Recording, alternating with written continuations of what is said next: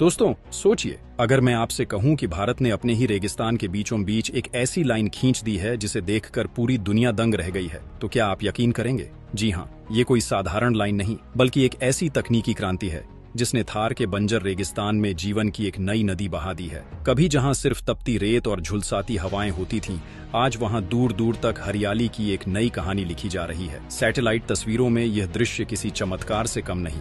राजस्थान के सीने पर एक लंबी चमकती हुई लकीर खींच गई है, जिसे देखकर विदेशी वैज्ञानिक तक हैरान हैं कि आखिर भारत ने ये किया कैसे।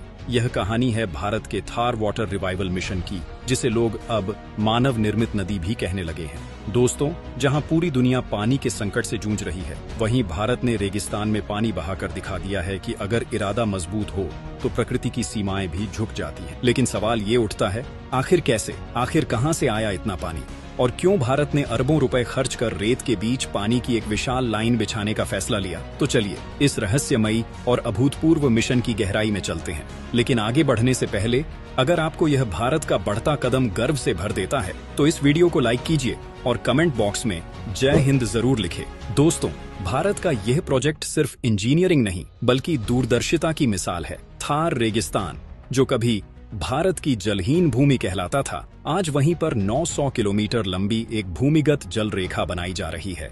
यह कोई प्राकृतिक नदी नहीं है, बल्कि एक कृत्रिम जलवाहिका है जो देश के पश्चिमी हिस्से में हरियाली का नया इतिहास लिख रही है। इस प्रोजेक्ट का मकसद है राजस्थान, गुजरात और हरियाणा के सूखे इलाकों में पानी पहुंचाना, खेती को फिर से जीवंत बनाना और वहां के लोगों को पलायन से रोकना। इस प्रोजेक्ट का असली दिल है इंदिरा गांधी नहर का विस्तार और उससे जुड़ा नया डेजर्ट वाटर पाइपलाइन नेटवर्क, जिसमें अत्याधुनिक पंपिंग स्टेशन, भूमिगत जलाशय और सौर ऊर्जा संचालित ट्रीटमेंट यूनिट्स शामिल हैं। इसे आप भारत का रेगिस्तान में नदी बहाने वाला सपना कह सकते हैं। दोस्तों, इस प्रोजेक्ट की शुरुआत एक सपने से हुई थी, रेगिस्तान को खेत में बदलने का सपना।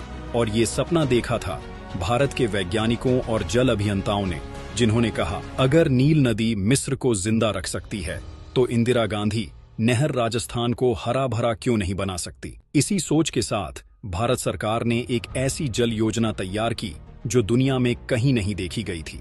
इस योजना के तहत पंजाब और हरियाणा के सरहदी इलाकों से पानी को इकट्ठा कर भूमिगत पाइपलाइनों के जरिए थार तक लाया जा रहा है। इस सिस्टम की खास बात यह है कि इसमें कोई पारंपरिक नदी नहीं है, बल्कि लाखों लीटर रिसाइकल्ड और ट्रीट किया हुआ पानी रेगिस्तान तक पहुंचाया जा रहा है।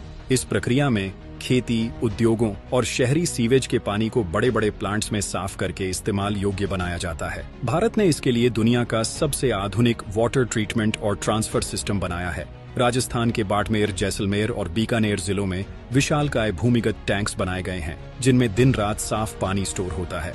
फिर सौर ऊर्जा से चलने वाले पंपिंग स्टेशन इस पानी को 900 किलोमीटर लंबी मुख्य पाइपलाइन में भेजते हैं, जो आगे नहरों और छोटी वितरण लाइनों में बंट जाती है। और दोस्तों, इस प्रोजेक्ट की खास बात यह है कि इसमें किसी नदी के प्राकृतिक प्रवाह को नहीं बदला गया, बल्कि यह पूरी तरह मानव निर्मित जल पुनर्चक्रण प्रणाली पर आधारित है। अब सोचिए, जहां कभी इंसान को एक बाल्टी पानी के लिए कई किलोमीटर पैदल चलना पड़ता था, वहीं अब हर खेत तक नल के जरिए पानी पहुंच रहा है। गांवों में कुएं फिर से भरने लगे हैं, तालाबों में मछलियां दिखने लगी हैं और रेत पर हरियाली की नर्म चादर बिछने लगी है। थार, जो कभी जीवन का प्रतीक नहीं था, अब भारत के जल प्रबंधन की सबसे बड़ी उपलब्धि बन गया है। विदेशी विशेषज्ञ इसे इकोलॉजिकल रिवर्सल प्रोजेक्ट कह रहे हैं, यानी धरती के एक सूखे हिस्से को फिर से जीवित करने का प्रयास। लेकिन दोस्तों, यह सब आसान नहीं था। इस प्रोजेक्ट की कीमत अरबों में है, करीब $20 बिलियन, और इसे चलाने के लिए सिर्फ इंजीनियरिंग नहीं, बल्कि राजनीतिक इच्छा शक्ति की भी जरूरत थी। भारत ने यह दिखा दिया कि जब देश के हित की बात आती है, तो बजट की नहीं, इरादे की कीमत होती है। इस पूरी परियोजना में मेक इन इंडिया का भाव भी झलकता है। पंप, पाइप, सोलर स्टेशन और ट्रीटमेंट प्लांट, सब कुछ भारत में बना। इस मिशन ने एक नया संदेश दिया है, रेगिस्तान अब सिर्फ रेत नहीं, भविष्य की ऊर्जा और हरियाली का केंद्र होगा। थार वाटर रिवाइवल मिशन आज सिर्फ एक प्रोजेक्ट नहीं, बल्कि एक सोच बन गया है। वो सोच जो कहती है कि भारत किसी भी भूगोल को बदल सकता है। जहां बाकी देश जल संकट से हार मान लेते हैं, भारत वहां जल को पुनर्जीवित करने का तरीका खोज लेता है। और यही है भारत की असली ताकत, जुगाड़ डाच से लेकर जीनियस तक। दोस्तों, अब बात करते हैं उस सवाल की जो हर किसी के मन में उठता है, आखिर इतना सारा पानी आया कहां से? थार रेगिस्तान के बीच में अगर भारत ने पानी बहा दिया तो वह पानी आया किस स्रोत से? क्या कोई नई नदी मिली है या कोई जल भंडार खोजा गया है? तो जवाब है, भारत ने इस बार प्रकृति का इंतजार नहीं किया, बल्कि तकनीक के दम पर खुद अपनी नदी बना ली। इस पूरी परियोजना का कमाल है वाटर रिसाइकलिंग और ग्राउंड वाटर रिचार्ज सिस्टम।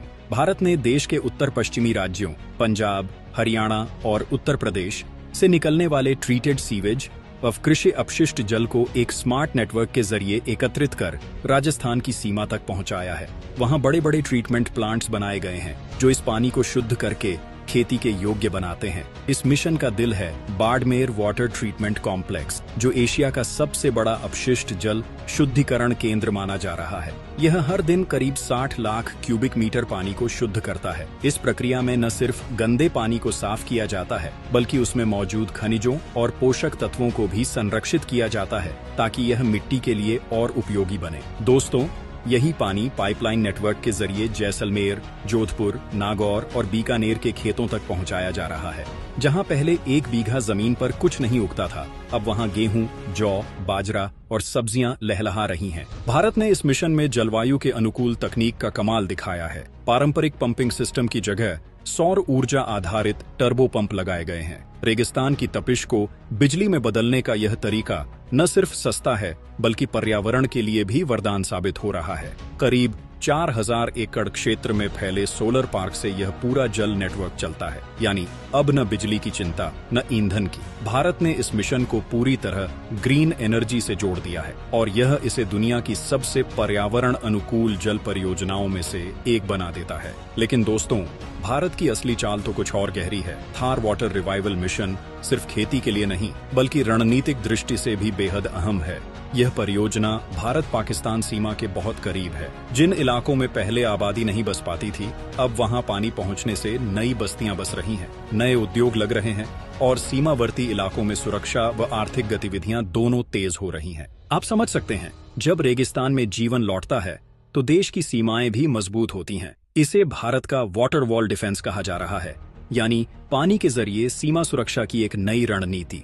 और दोस्तों, इस प्रोजेक्ट से भारत ने दुनिया को यह भी दिखाया कि जल संकट का हल सिर्फ बारिश पर निर्भर नहीं होता, बल्कि प्रबंधन और नवाचार से भी निकाला जा सकता है। उदाहरण के लिए, इस योजना में वाटर बैंकिंग सिस्टम लागू किया गया है। इसका मतलब है कि जब मॉनसून में ज्यादा पानी होता है तो उस अतिरिक्त पानी को भूमिगत जलाशयों में स्टोर किया जाता है ताकि गर्मियों में वही पानी काम आ सके। इस पानी को भूमिगत पाइपलाइन के जरिए उन इलाकों तक पहुंचाया जाता है जहां प्राकृतिक जल स्रोत नहीं है।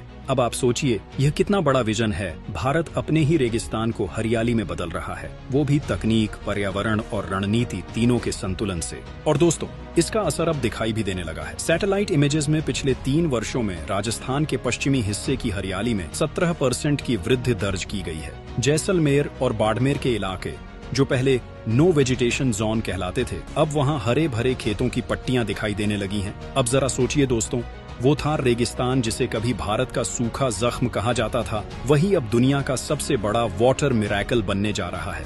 भारत ने ये दिखा दिया कि अगर इरादा राष्ट्र निर्माण का हो तो रेत से भी जीवन निकाला जा सकता है।